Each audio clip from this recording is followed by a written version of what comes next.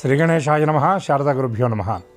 ETV life ఆధ్యాత్మిక channel ప్రేక్షకులకు శుభోదయం. శ్రీరస్తు కార్యక్రమానికి శుభస్వాగతం. కార్యక్రమంలో శుభతిథి అంశంలో నేటి పంచాంగ వివరాలు చూద్దాం. ఆంగ్ల తేదీ 3వ తేదీ 3వ నెల 2025 సంవత్సరం సోమవారం. స్వస్తి శ్రీ చాంద్రమాన శ్రీ క్రోధినామ సంవత్సరం, ఉత్తరాయణం, శిశిర ఋతువు, ఫాల్గుణమాసం, శుక్లపక్షం, చతుర్థి తిథి రాత్రి 10:30 వరకు, తదుపరి పంచమి. రేవతి నక్షత్రం ఉదయం 10:43 వరకు, తదుపరి అశ్విని నక్షత్రం. శుక్లయోగం మధ్యాహ్నం 12:59 వరకు, తదుపరి బ్రాహ్మయోగం. వాణిజ్యకరణం ఉదయం 11:41 వరకు, తదుపరి భద్రకరణం. అమృత ఘడియలు ఉదయం 8:28 నుండి 9:58 వరకు, తిరిగి అమృత ఘడియలు రాత్రి 2:20 నుండి 3:49 వరకు. దుర్ముహూర్తం మధ్యాహ్నం 12:49 నుండి 1:35 వరకు, తిరిగి దుర్ముహూర్తం మధ్యాహ్నం 3:09 నుండి 3:56 వరకు. నేటి వర్జ్యం తెల్లవారుజామున 5:19 ప్రారంభమవుతుంది. శేషవర్జ్యం రేపు సూర్యోదయం దాటిన తరువాత కూడా ఉన్నది. నేటి రాహుకాలం ఉదయం 7:30 నుండి 9 వరకు, యమగండం ఉదయం 10:30 నుండి 12 వరకు. ఇక ఈనాటి తిథివార నక్షత్రాలను అనుసరించి చేయదగినటువంటి దేవతోపాసన గురించి చూచినట్లయితే, ఈనాడు చతుర్థి అనగా చవితి తిథి సోమవారం. ఈ సోమవారం నాడు సోమార్థధరుడైనటువంటి ఈశ్వరారాధనతో పాటు శివ పరివారంలో అత్యంత ప్రధానంగా ఉండేటటువంటి గజాననుడు గణపతి యొక్క ఆరాధన కూడా చాలా విశేషంగా చెప్పబడుతుంది. మనకి వ్యవహారంలో బహుళ చవితిని మాత్రమే మనకి సంకటహర చతుర్థిగా ఆచరించడం మనం చూస్తున్నాం. కానీ ఔత్రాహికులు అనగా ఉత్తరాది వారు శుక్లపక్షంలో వచ్చినటువంటి చతుర్థిని కూడా చాలా విశేషంగా గణపతి పర్వంగా, గణపతి ఆరాధనకు వాళ్ళు వినియోగిస్తారు. గణపతి భక్త సులభుడు, భక్త ప్రసన్నుడైన, భక్తుడు యొక్క పక్షపాతి. ఎవరైతే ఆయన నామాలను స్మరిస్తే చాలు, గణపతి ఆరాధన, గణపతి దర్శనం, గణపతి స్తోత్రపారాయణ ఎంత ఫలవంతమో. గణపతి యొక్క నామాలు 16 నామాలున్నాయి. సుముఖశ్చేకదంతశ్చ కపిలో గజకర్ణకః, లంబోదరశ్చ వికటో విఘ్నరాజో గణాధిపః, ధూమకేతు గణాధ్యక్షః, ఫాలచంద్రో గజాననః, వక్రతుండః శూర్పకర్ణో హిరంబస్కందపూర్వజః. ఈ 16 నామాలను ఎవరైతే ఉచ్చరిస్తారో, షోడశైతాని నామాని, ఈ నామాలను ఎవరైతే పఠిస్తారో, విద్యారంభే వివాహే చ ప్రవేశే నిర్గమే తథా సంగ్రామే సర్వకార్యేషు విఘ్నః తస్య నజాయతే. ఈ నామాలను విద్యారంభం యందు, వివాహాదుల యందు, సంగ్రామముల యందు అంటే యుద్ధము యందు, సర్వకార్యముల యొక్క ఆరంభంలో కనుక స్మరించినట్లయితే విఘ్నః తస్య నజాయతే, ఎటువంటి విఘ్నాలు కూడా ఉండవన్నారు. కనుక ఈ సోమవారం చవితి నాడు గణపతి యొక్క షోడశనామాలను స్మరించి, గణపతి మూర్తి ఉన్న చోట గణపతికి ఈనాడు క్షీరంతో అభిషేకించడం వల్ల సమస్త రుణబాధలు, ఈతిబాధలు తొలగిపోతాయి. అట్లాగే గణపతికి విశేషమైనటువంటి నైవేద్యంగా ఉండ్రాళ్లను, ముఖ్యంగా గణపతి యొక్క సంఖ్య 16 సంఖ్య ఉండ్రాళ్ళు నివేదన చేయటం వల్ల సమస్త ఈప్సిత సిద్ధితో పాటు పరిపూర్ణమైనటువంటి దేహారోగ్యం కూడా సిద్ధిస్తుంది. అదే అవకాశం లేనటువంటి వాళ్ళు ప్రత్యామ్నాయ నైవేద్యంగా చక్కగా బెల్లాన్ని నివేదన చేస్తే చాలా విశేషమైన ఫలవంతంగా చెప్పబడుతుంది. అట్లాగే వ్రతరత్నాకరం అనేటటువంటి గ్రంథంలో తులసి చెట్టు ముందు భాగంలో పసుపు ముద్ద రూపంలో గణపతిని తయారు చేసి, ఆ గణపతిని ఆరాధించి, ఆ గణపతికి బెల్లాన్ని నివేదన చేసి, పసుపు ముద్ద రూపంలో ఉన్నటువంటి ఆ గణపతిని ఏ విధంగా అయితే వినాయక చవితి పూర్తయిన తర్వాత జలంలో నిమజ్జనం చేస్తామో, ఆ విధంగా జలంలో నిమజ్జనం చేసిన తర్వాత ఆ పసుపు ముద్ద కలిపినటువంటి ఆ జలాన్ని తులసీదేవికి ఆ పాదులో ఆ నీళ్లు పోసినట్లయితే కూడా సమస్త సౌభాగ్య సిద్ధి కలుగుతుంది అని వ్రతరత్నాకరణం అనేటటువంటి గ్రంథంలో ఈ ఫాల్గుణ శుద్ధ చవితి వ్రతం గురించి ప్రత్యేకంగా చెప్పబడుతుంది. దీనివల్ల సౌభాగ్య సిద్ధితో పాటు సంతాన ప్రాప్తి కూడా కలుగుతుంది అని శాస్త్రంలో చెప్పినటువంటి మాట. ఇక ఈ సోమవారం నాడు శివ దర్శనం, శివారాధన, శివస్తోత్రపారాయణ, అభిషేక ప్రియశివ అంటారు. కనుక ఈ సోమవారం నాడు అభిషేకం జరిపించడం, అభిషేకాన్ని తిలకించడం వల్ల సమస్త శుభాలు కూడా సిద్ధిస్తాయి. అటువంటి శివ గణపతుల యొక్క దివ్యానుగ్రహం అందరికీ పరిపూర్ణంగా సిద్ధించాలని ఆశిస్తూ స్వస్తి.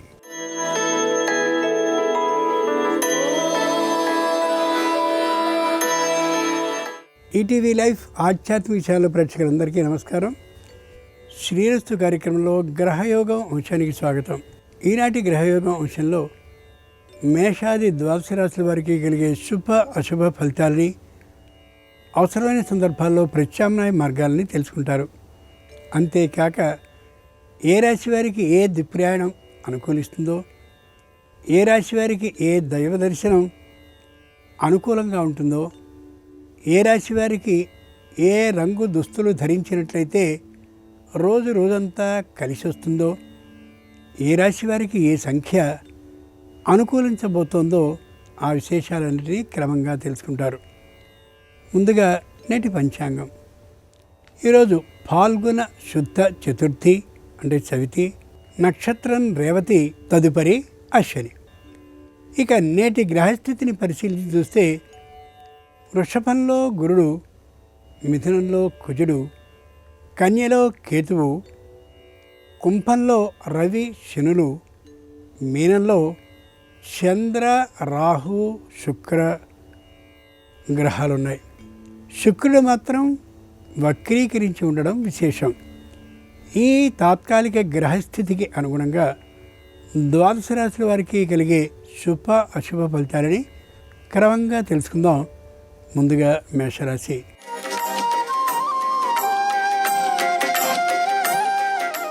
ఈరోజు మేషరాశి వారి ఫలితాలని పరిశీలించి చూస్తే ప్రతి మాట వారిది చెల్లుబడి అవుతూ ఉంటుంది. తాము ఎప్పుడో ఏ పదవిని చేసి విశ్రాంతిని తీసుకున్నారో మళ్ళీ ఆ పదవికి సంబంధించిన ఉద్యోగాన్ని చేపట్టే అవకాశం గోచరిస్తోంది. ఇంతకుముందు ఏ వృత్తిని వారు చేసి ఉన్నారో అదే వృత్తిని మళ్ళీ ప్రారంభించే అవకాశం గోచరిస్తోంది. కుటుంబంలో ఏ విధమైనటువంటి అనైకమత్యము లేకపోయేటటువంటి కారణంగాను, బంధుమిత్రులందరూ సహకరించేటటువంటి కారణంగాను మానసికంగా ఉత్సాహంగా ఉండగలుగుతారు. శారీరకమైనటువంటి అనారోగ్యం కొత్తది లేనటువంటి కారణంగా, పూర్వం ఉన్న వాటికి సరైనటువంటి ఔషధ సేవని చేస్తున్నటువంటి కారణంగా చెప్పుకోదగ్గ అనారోగ్యం ఏమాత్రం లేనట్టుగానే భావించుకోవచ్చు.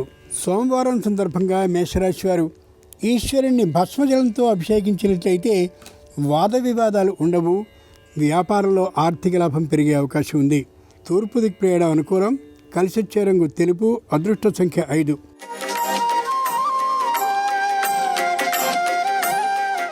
ఈరోజు వృషభ రాశి వారికి శుభ అశుభ మిశ్రమ విధంగా గ్రహ ఫలితాలు ఉండేటటువంటి కారణంగా ఎవరితోనూ వాదోపవాదాలకి వెళ్ళే అవకాశం కలిగించుకోరు. ఎవరైనా మీదికి వాదనలో వస్తూ ఉన్నట్లయితే వెంటనే ఆ ప్రదేశాన్ని వీడి వెళ్ళిపోతారు తప్ప నిలబడి వాదాన్ని పెంచుకునేటువంటి ఆలోచనతో ఉండరు. పై అధికారులు వీరికి విశేషమైనటువంటి గౌరవాన్ని ఇస్తూ ఉంటారు. క్రింది పనిచేసే ఉద్యోగులందరూ కూడా గౌరవాన్ని వీరి విషయంలో చూపిస్తూ ఉంటారు.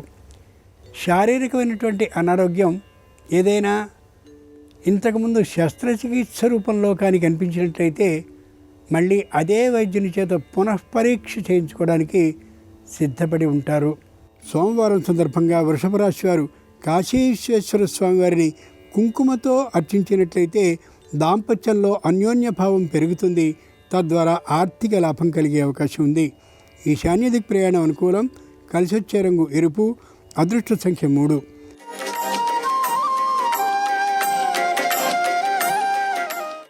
ఈరోజు మిథున రాశి వారి ఫలితాలని పరిశీలించి చూస్తే అధికారులతో తమకున్నటువంటి పరిచయాన్ని ఎంతో గొప్పగా సంభావించుకుంటూ కనిపిస్తారు. అధికారులు ఎప్పుడైనా సరే తమకి అవకాశం ఉన్నప్పుడు ఇబ్బందిని కలగచేయడానికి ప్రయత్నిస్తారేమో అనే ఆలోచన కూడా ఉండకుండా అమాయకంగా ఉండే అవకాశం గోచరిస్తోంది. ఎంతైనప్పటికీ కూడా దూరం తనాన్ని పాటించడం చాలా అవసరమని గ్రహించుకోగలగాలి. శారీరకంగా దృఢంగా ఉండగలుగుతారు. మానసికంగా ఉత్సాహంగా ఉండగలుగుతారు. అయినా కుటుంబం మొత్తం అంతా కూడా శ్వాసకోశపు అనారోగ్యానికి సంబంధించిన పరీక్షల్ని మధ్యమంగా చేయించుకుంటూ ఉండడం అత్యవసరం. సోమవారం సందర్భంగా మిథున రాశి వారు దాక్షారామ భీమేశ్వర స్వామివారిని పసుపు జలాలతో అభిషేకించినట్లయితే వ్యాపారంలో ఆర్థిక లాభం బాగా పెరిగే అవకాశం ఉంది. ఆగ్నేయ దిక్కు ప్రయాణం అనుకూలం. కలిసొచ్చే రంగు పసుపు పచ్చన. అదృష్ట సంఖ్య 1.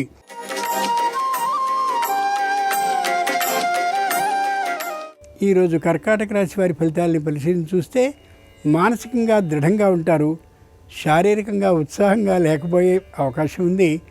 జీర్ణాశయానికి సంబంధించిన అనారోగ్యం, అలాగే కంటికి సంబంధించిన అనారోగ్యం ఉండే అవకాశం ఉంది. మధ్యమ వైద్య పరీక్షలు చేయించుకోవడం అత్యవసరం. సకాలంలో నిద్ర, సకాలంలో భోజన సౌకర్యాల్ని తప్పనిసరిగా ఏర్పాటు చేసుకోవడం అవసరం. తిండి ఇంటి పట్టున చేయడం వల్ల అనారోగ్యం పెరిగే అవకాశం ఉండకపోవచ్చు. వ్యసనాల బారిన ఏమాత్రము పడరు సరికదా వ్యసనపరులైనటువంటి మిత్రుల్ని దూరంగా ఉంచే అవకాశం బలంగా ఉంది. ఆర్థికమైనటువంటి సంక్షోభం ఏమాత్రం ఉండదు, కానీ ఆర్థికంగా ఇబ్బందికి గురవుతావేమో అనేటువంటి మానసిక భయంతో ఉంటూ ఉంటారు ఈ రాశివారు. సోమవారం సందర్భంగా కర్కాటక రాశివారు శ్రీశైల మల్లికార్జున స్వామివారిని బిల్వ దళాలతో అర్చించినట్లయితే ఉద్యోగ ప్రాప్తికి అవకాశం ఉంది. దక్షిణ దిక్ ప్రయాణం అనుకూలం. కలిసొచ్చే రంగు నీలం. అదృష్ట సంఖ్య 4.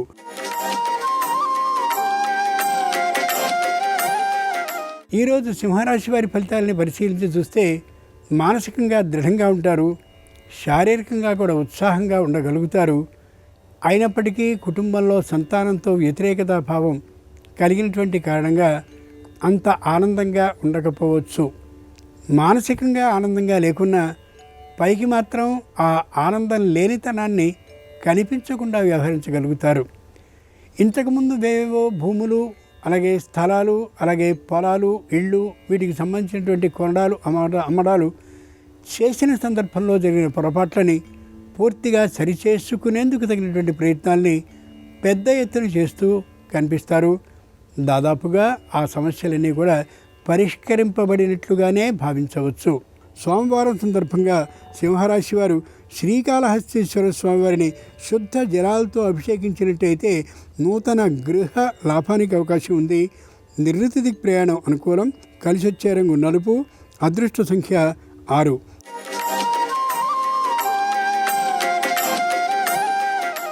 ఈరోజు కన్యారాశి వారి ఫలితాలని పరిశీలించి చూస్తే శారీరకమైనటువంటి అనారోగ్యం ప్రవేశించి ఉండొచ్చు. ఆ కారణంగా మానసికంగా ఉత్సాహంగా ఉండలేకపోవచ్చు. ఇరుగు పొరులతో సత్సంబంధాలని నెరపవలసి ఉన్నప్పటికీ కూడా వాగ్ వివాదాలు కలిగేటువంటి కారణంగా మానసికమైనటువంటి అభద్రతా భావంతో ఉండే అవకాశం గోచరిస్తుంది. సంతానానికి సంబంధించినటువంటి విద్య ఆధిక్య ప్రయత్నాల్లో అతి ముఖ్యమైనటువంటి విశ్వవిద్యాలయము, అలాగే అతి ముఖ్యమైన కళాశాలలో ప్రవేశం కోసమని అనేక ప్రయత్నాలు చేస్తారు. దాదాపుగా అవి సిద్ధించి ఉన్నట్లుగానే భావించుకోవచ్చు. నూతనమైనటువంటి ఇంటిని కొనడానికి లేదా కట్టుకు నివసించడానికి ప్రయత్నాలు చేస్తారు.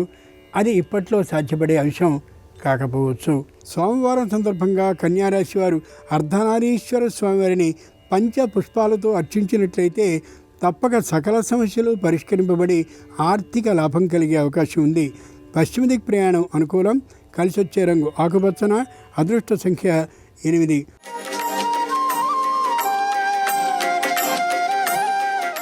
ఈరోజు తులారాశి వారి ఫలితాలని పరిశీలించి చూస్తే మాట కొట్టినట్లుగా ఉంటుంది. ఏమాత్రపు అనుకూలత మాటలో గోచరించదు. ధైర్యంగా మాట్లాడతారు.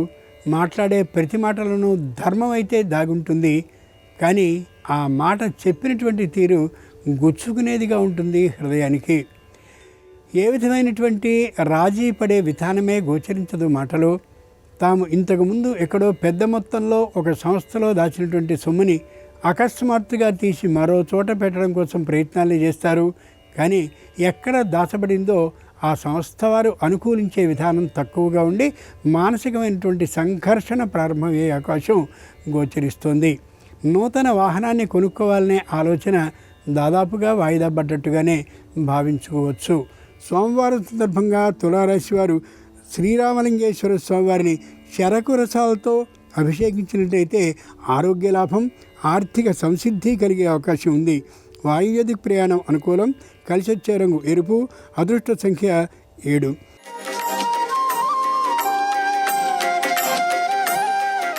ఈరోజు వృశ్చిక రాశి వారి ఫలితాలని పరిశీలించి చూస్తే మాటలో కాఠిన్యం ఉండదు, ఏమాత్రపు పట్టుదల ఉండదు. శరీరం దృఢంగా ఉన్నప్పటికీ కూడా అంత ఉత్సాహంగా ఆరోగ్యంగా ఉన్నట్లుగా అనిపించకపోవచ్చు. మానసికంగా దృఢంగా ఉన్నప్పటికీ కూడా ఆర్థికమైనటువంటి తాత్కాలిక సంక్షోభం కారణంగా అంత ఉత్సాహంగా ఉండకపోవచ్చు. తాము స్థాపించినటువంటి సంస్థ లాభాల బాట పట్టడమే కాకుండా విశేష ఆర్జనని కలిగిస్తూ ఉండేటటువంటి కారణంగా ఉత్సాహంగా ఉంటారు. అయితే మరొకరు భాగస్వామిగా కానీ ఉన్నట్లయితే కొంతలో కొంత వెసులుబాటు కలుగుతుందని ప్రయత్నాన్ని చేసిన ఏ ఒక్కరూ భాగస్వామ్యానికి ముందుకు రాకపోవచ్చు. దూర ప్రాంతాల్లో ఉండేటువంటి తల్లిదండ్రుల్ని రావాల్సిందిగా కూడినప్పటికీ కూడా అతి వృద్ధాప్యం కారణంగా తల్లి లేదా తండ్రి లేదా తల్లిదండ్రులు వచ్చే అవకాశం చాలా తక్కువగా ఉండొచ్చు. సోమవారం సందర్భంగా వృశ్చిక రాశి వారు కోటిలింగేశ్వర స్వామివారిని పంచ అమృత జలాలతో అభిషేకించినట్లయితే ఉద్యోగ భద్రత సిద్ధించే అవకాశం ఉంది. ఉత్తర దిక్కు ప్రయాణం అనుకూలం. కలిసి వచ్చే రంగు తెలుపు. అదృష్ట సంఖ్య 5.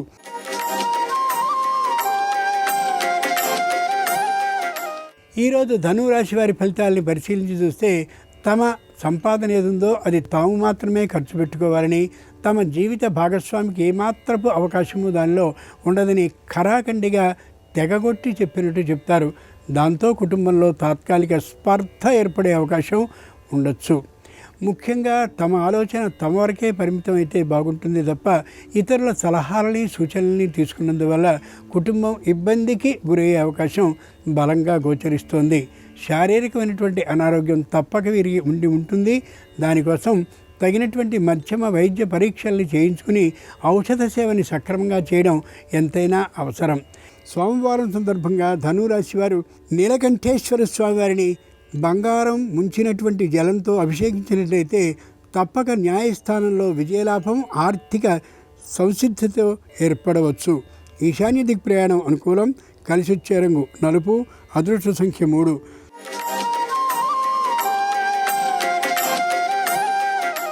ఈరోజు మకర రాశి వారి ఫలితాలని పరిశీలించి చూస్తే ఉత్సాహంగా ఉంటారు. ఆర్థికమైనటువంటి లాభాలని చూస్తూ ఉంటారు. ముఖ్యంగా కేటరింగ్ వ్యాపారం చేసేటటువంటి వారికి చెప్పలేనన్ని ఆర్థికమైనటువంటి అంశాలకి సంబంధించిన ఆర్డర్లు వచ్చే అవకాశం గోచరిస్తుంది. నూతనమైనటువంటి వాహనాన్ని తీసుకుంటారు. ఆ వాహనాన్ని వినియోగించుకుంటూ ఉంటారు. అంతేకాక మరొకదైనటువంటి చిన్న వాహనాన్ని తీసుకోవాలని కూడా ఆలోచనని చేస్తారు. ఏ విధమైన ఆర్థికమైన సహాయము అవసరము లేకుండానే కొనుక్కోగలుగుతారు. ఇంట్లో ఉండే అందరికీ కూడా ఆరోగ్యం చక్కగా ఉండేటటువంటి కారణంగా ఉత్సాహంగా ఉండగలుగుతారు. ఇంతకుముందు ఎందరు దేవతలకో మొక్కుకున్నటువంటి మొక్కుల్ని తీర్చుకోవడం కోసమని ప్రారంభం చేస్తారు ప్రయాణాలని. అనుకూలమైనటువంటి ఫలితాలు తప్పక లభించే అవకాశం గోచరిస్తోంది. సోమవారం సందర్భంగా మకర రాశి వారు శివుణ్ణి సన్నజాజులతో అర్చించినట్లయితే ఉద్యోగ భద్రత సిద్ధించే అవకాశం ఉంటుంది. పశ్చిమ దిక్కు ప్రయాణం అనుకూలం. కలిసి వచ్చే రంగు నీలం. అదృష్ట సంఖ్య 1.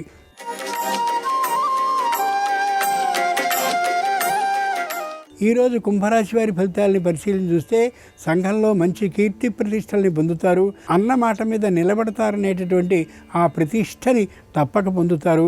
ఆర్థికమైనటువంటి లాభం పెద్దగా లేకపోయినప్పటికీ కూడా ఉత్సాహంగా ఉంటారు. మానసికంగా ఏ విధమైన దిగులుతనాన్ని కలిగి ఉండరు.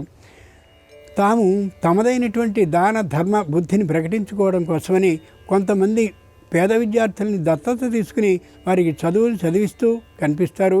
వారి సంపూర్ణమైన అభిమానాన్ని చూరగొంటూ ఉంటారు కూడా. ఆర్థికమైనటువంటి లాభం పెద్దగా లేకున్నప్పటికీ ఉన్నంతలోనే దాన ధర్మాలని చేయాలనేటటువంటి ఆలోచనతో ముఖ్యమైనటువంటి ఆశ్రమానికి కొంత దానాన్ని ఇచ్చే అవకాశం కూడా గోచరిస్తోంది. సోమవారం సందర్భంగా కుంభరాశి వారు ఉమామహేశ్వర స్వామివారిని ఎర్రని గులాబీలతో అర్చించినట్లయితే సమస్యలన్నీ పరిష్కరింపబడమే కాకుండా పాత బకాయిలన్నీ వసూలయ్యే అవకాశం స్పష్టంగా ఉంటుంది. ఉత్తర దిక్ ప్రయాణం అనుకూలం. కలిసి వచ్చే రంగు ఎరుపు. అదృష్ట సంఖ్య 2.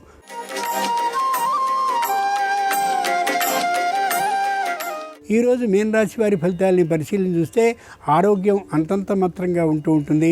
వైద్య పరీక్షని చేయించుకోవడం అనేది వారు అనుకున్నప్పటికీ కూడా ఇంకా ఏమాత్రము చేయించుకునే అవకాశం అంటే సరైనటువంటి సమయం వారికి లభించకపోవచ్చు. అందరికీ సలహాలని సూచనల్ని ధర్మబద్ధంగానే ఇస్తూ కీర్తి ప్రతిష్టల్ని సంపాదించుకోగలుగుతారు. ఎవరికీ అనవసరమైనటువంటి సూచనల్ని చేయరు. ఆర్థికమైనటువంటి లాభం మధ్యమంగానే ఉంటుంది తప్ప విశేషంగా ఉండే అవకాశం లేకపోవచ్చు. వస్త్ర వ్యాపారాన్ని చేసేవారికి, అలాగే బంగారు, వెండి మొదలైన లోహ వ్యాపారాలు చేసేవారికి విశేషమైనటువంటి ఆదాయం లభించే అవకాశం ఉంది. నూనె మొదలైనటువంటి ఆ వ్యాపారాలను చేసేటువంటి వారికి పెద్ద లాభ అవకాశం లేకపోవచ్చు. సోమవారం సందర్భంగా మీనరాశి వారు పార్వతీ పరమేశ్వరుని కాశీగంగా జలంతో అభిషేకించినట్లయితే తప్పక ఆగిన పనుల్లో కదలిక ఏర్పడుతుంది, ఆర్థిక లాభం కలుగుతుంది కూడా. దక్షిణ దిక్ ప్రయాణం అనుకూలం. కలిసి వచ్చే రంగు పసుపచ్చన. అదృష్ట సంఖ్య 4. ఇవి ఈనాడు ద్వాదశ రాశుల వారికి కలిగే శుభ అశుభ ఫలితాలు. ఈరోజు సోమవారం అయినటువంటి సందర్భంగా ఆ శంకరుని సంపూర్ణ అనుగ్రహం సర్వరాశుల వారికి కలగాలని హృదయపూర్వకంగా ప్రార్థిస్తూ స్వస్తి. నమస్కారం. ఈరోజు ఫాల్గుణ శుక్ల చవితి తిథి ఉంది. ఈ సందర్భంగా ఎలాంటి విధి విధానాలు పాటిస్తే శుభము లాభము చేకూరుతాయో నేటి శుభం లాభం శీర్షికను పరిశీలిద్దాం. ఫాల్గుణ మాసం శుక్లపక్షం చవితి తిథి సందర్భంగా పుత్ర గణపతి వ్రతాన్ని లేదా అవిఘ్న గణపతి వ్రతాన్ని ఆచరించాలని స్మృతి కౌస్తుభం అనే గ్రంథంలో చెప్పారు. ఎవరైనా సరే పుత్ర సంతాన ప్రాప్తి యోగాన్ని సిద్ధింపజేసుకోవాలంటే పుత్ర గణపతి వ్రతాన్ని ఆచరించాలి. ఈ పుత్ర గణపతి వ్రతం సందర్భంగా మీ గృహంలో మహిళామణులు పూజా మందిరంలో పూజాపీఠం మీద బియ్యపిండితో ముగ్గు వేసి ఒక ఎరుపు రంగు వస్త్రాన్ని ఏర్పాటు చేయాలి.